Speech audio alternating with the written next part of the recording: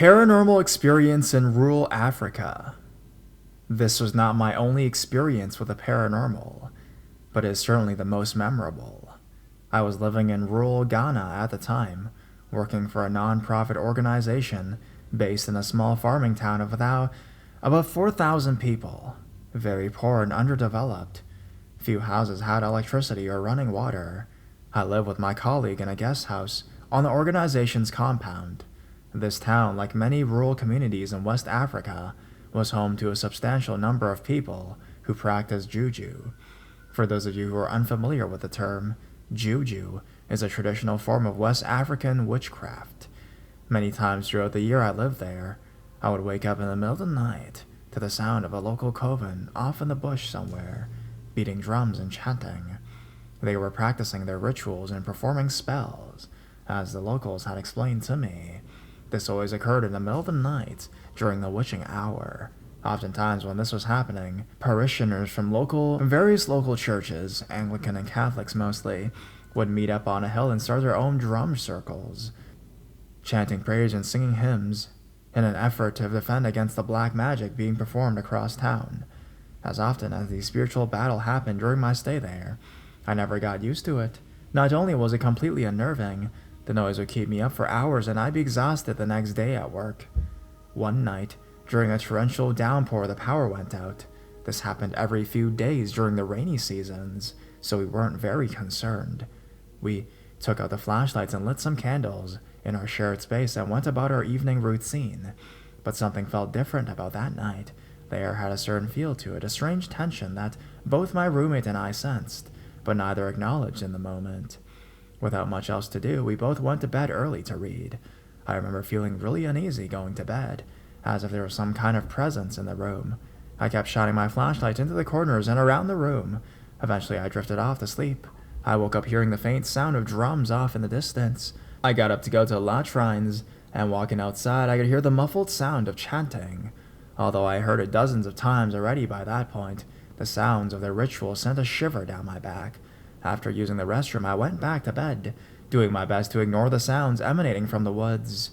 Just as I was falling asleep, I heard a bizarre sound coming from my acoustic guitar in the corner of the room. It sounded as though something was slowly dragging an edge along the underside of the steel string while stretching the string outwards. I came out my half-sleep, my heart in my throat. The slow scrapping of the string continued for a second, then paused. The guitar creaked in the darkness. The string sounded completely stretched, and twang! The string slapped back against the neck of the guitar, ringing throughout the house. It sounded like the string had broken. I was terrified. I couldn't bring myself to move, or to even shine my flashlight towards the corner to see what might have struck the string. I lay there in bed, too fearful to move or sleep. For about an hour, I started wondering if it was all in my head. Eventually, I started to fall asleep again, without any build-up. The guitar made the same stretching sound on another string and then released, slapping against the fretboard and ringing out as loud as the first time. I jumped out of bed with my flashlight, looking around the room, wondering if I lost my mind. There was no falling asleep after that. When morning broke, I checked the guitar in the light. I could have sworn that the two strings had broken, judging by the awful sounds they made, but they were all intact. Two of the strings, the low and high E strings, were way out of tune and felt loose, while the others were all still in tune. I asked my roommate over breakfast if she had heard it, and she had. She had heard the first note ring out before falling asleep, and the second had woken her up. We were both understandably rattled. We told the story to our colleague at work that morning, and he said it was probably the wind blowing against the guitar strings. That satisfied my roommate, but not me. How could the wind strike a single string at a time? If the change in temperature or air pressure was warping the neck of the guitar and affecting string tensions, wouldn't all the strings be way out of tune? Now to this day, I have no explanation for how my guitar rang out on its own in the middle of the night. And I'll never forget that sound.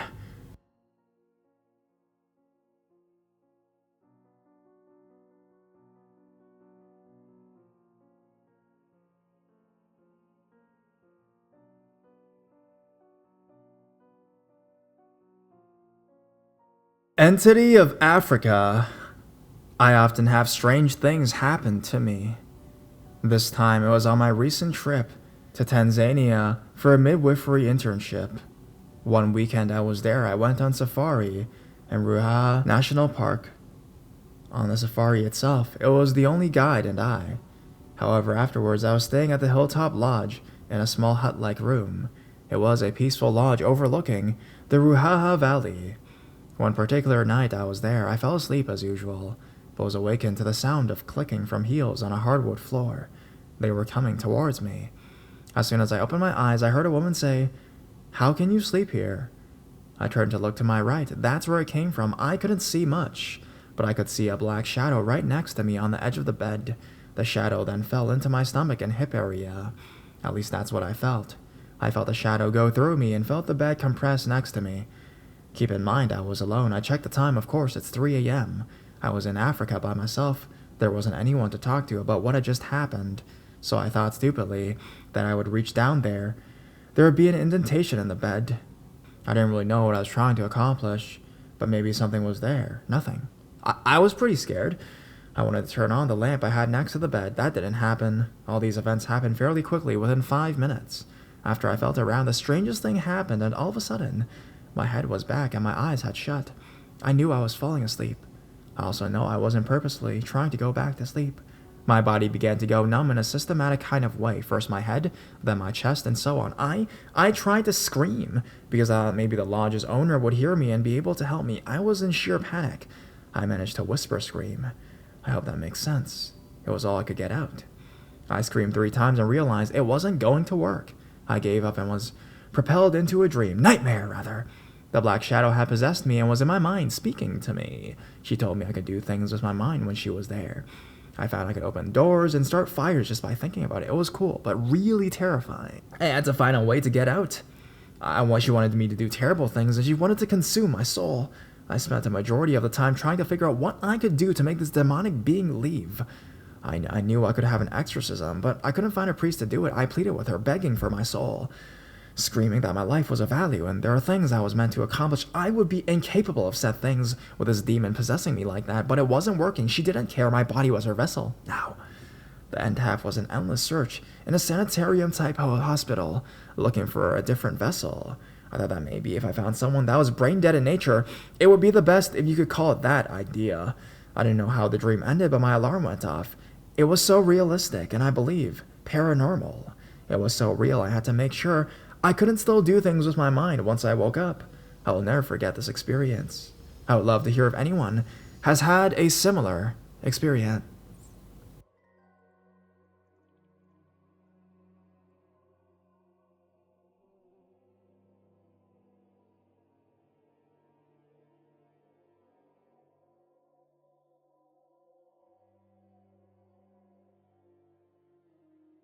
Paranormal Africa. I was born in southern Africa, and have since a very young age been exposed to sangomas, witch doctors, mutsi, talisman, takalosha, and so on. Witchcraft is basically an institution in most of Africa. Our presidents, soccer teams, and ministers all use mutsi to give them powers. The most spoken of manifestation of paranormal activity is demonic possession.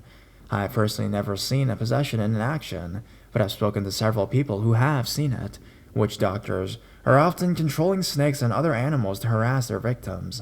If the animals are not sufficient, they might induce possession in a vulnerable person and have that person act as their agent to whatever end. These possessed people are often used to harvest ingredients for potions and mutsi. The ingredients may at times include human parts, which can only be acquired through murder of hacking of the limbs from a specific type of person. Just thought I would share.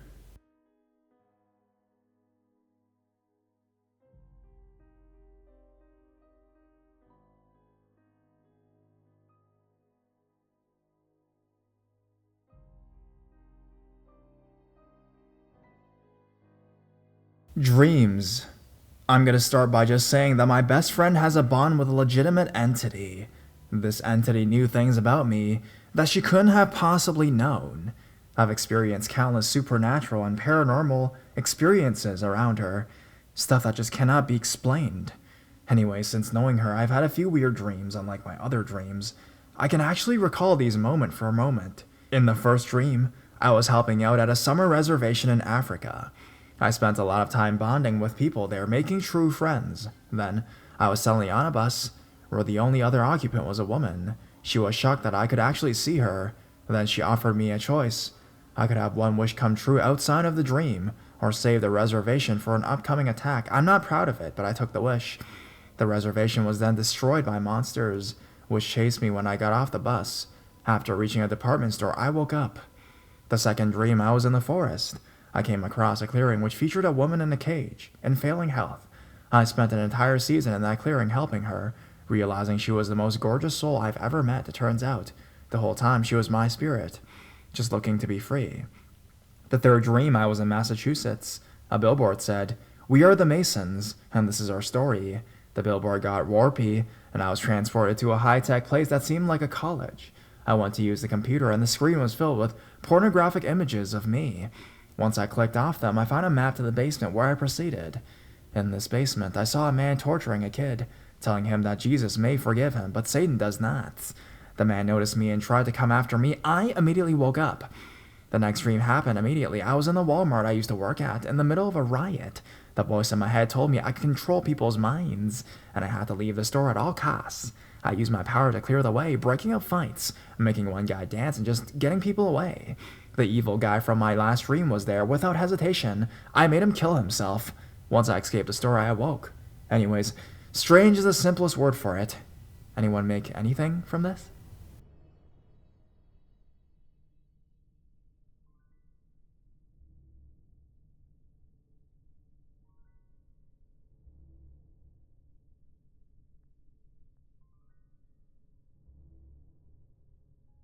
Help needed in researching paranormal experiences I had in South Africa. Me again, motivated to find out more about the certain experiences in which I had, I decided to come to this subreddit. I am hoping someone can help me with this. I've had a number of experiences in a house in Cape Town, South Africa, in a certain section in Belleville to be more precise. I'm currently looking for some sort of online archive where I could research the experiences I had. If anyone could help me out with this, that would be great. Or alternatively, if you work somewhere and I can give you my information and then let me know if anything comes out, that would be great. Now, a bit of the backstory. Many unexplained happenings in a certain house in Belleville. I think I experienced pretty much everything there. Extremely uncomfortable feelings in certain parts of the house. Noises of a child or children playing. Sounds of children playing. Sightings of a girl, probably around 9 or 10 years old, being hit by items. Doors and toilet seats slamming. Younger children having nightmares while living there. Waking up in the middle of the night, having dreams of blood coming out of the walls and flowers. I am not too sure, but I believe that another couple lived in this house before and after less than a year moved out, for no reasons given. If anyone can help me find out something about this house or the area, it would be great. Message me if you would like me to be more specific with the location. Otherwise, if anyone wants to hear more about this and or experiences I had, let me know.